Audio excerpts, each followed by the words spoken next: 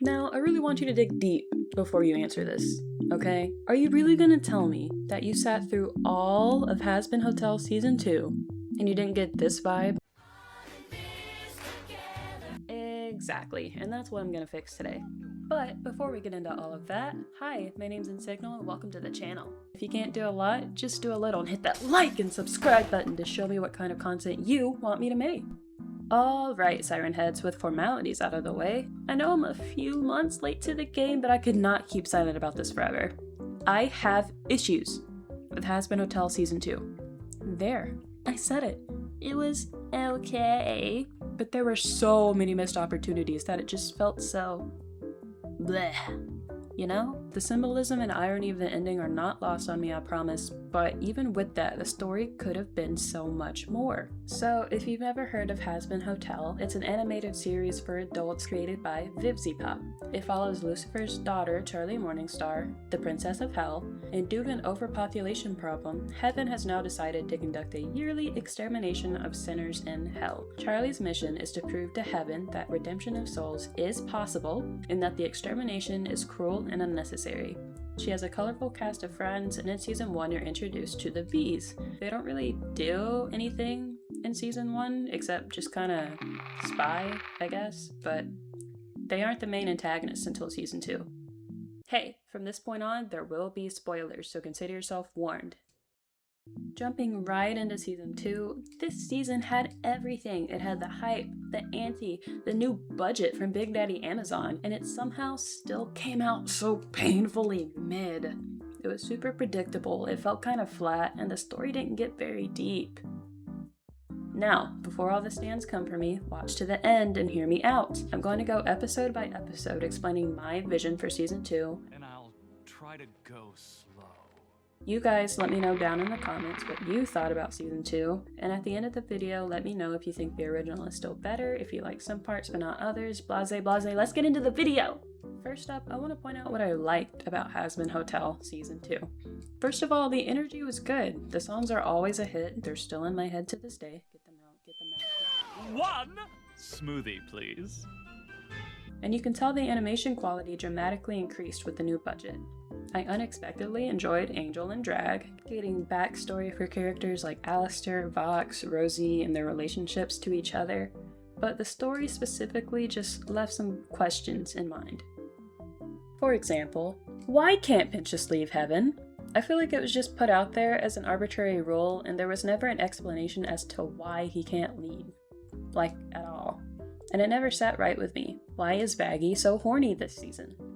And please tell me I'm not the only one that thinks Angel's and Husk's relationship isn't super clear. I can't tell if it's meant to be brotherly, father-son, romantic. It hasn't been clear the whole series, and I can't be the only one. Please tell me I'm not the only one.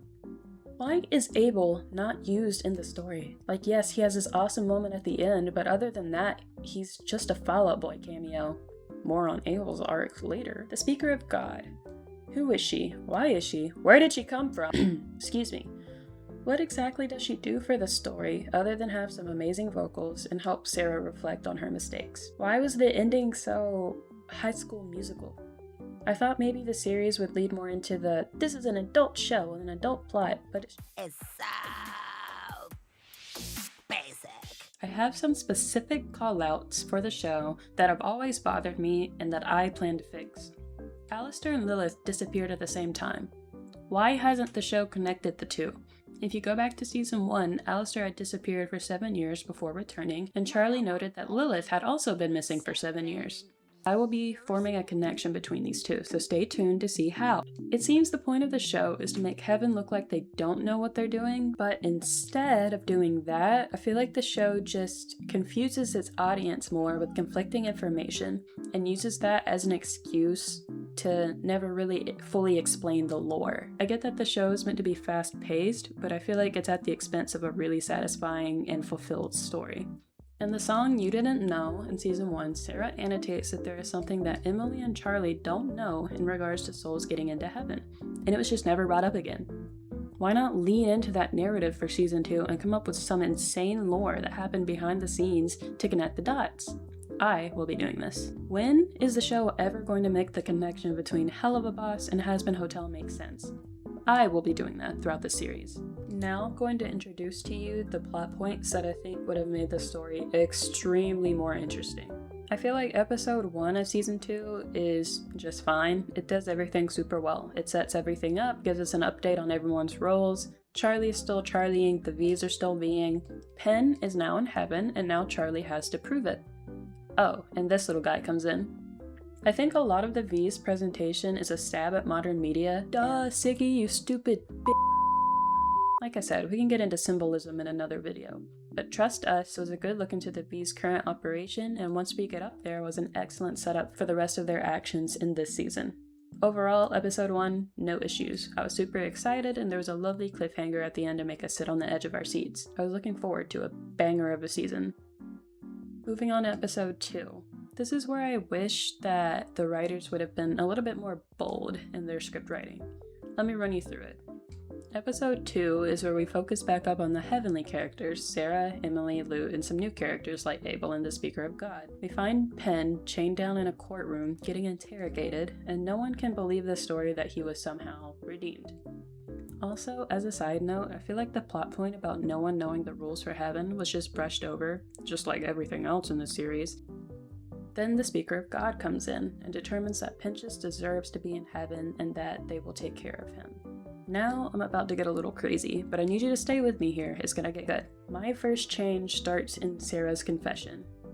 In the original, it's mostly just about Sarah being all mopey and self-reflecting and asking the Speaker of God for advice, which is okay, it gets the point across, but I want this to be great.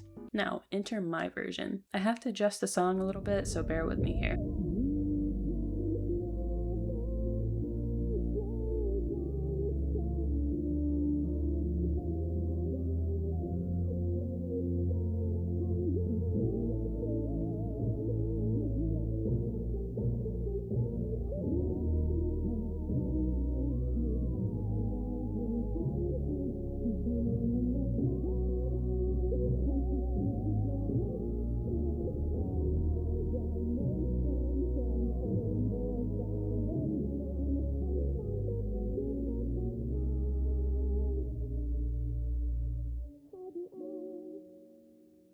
Boom! Lightning strikes, she crashes into hell on some random street surrounded by sinners.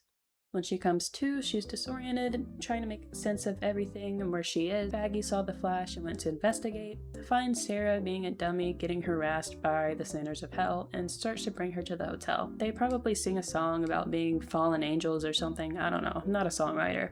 You see Vox's camera in the background. It cuts to him in his office wondering, what the fuck was that? He doesn't know Sarah, so he doesn't know she's an angel, so he starts scrubbing through footage trying to figure out where she came from. Back to Vaggie and Sarah as they're walking into the hotel, where Emily is starting to tell Charlie that heaven is shutting down because Sarah is missing. Wouldn't this story have been so much more interesting if Sarah herself was the object of redemption in this season? What this episode introduces is the concept that there was a core sin that led to an individual's fate in hell. So now Sarah in the series will play out the idea they redeem themselves into heaven by atoning for that specific sin.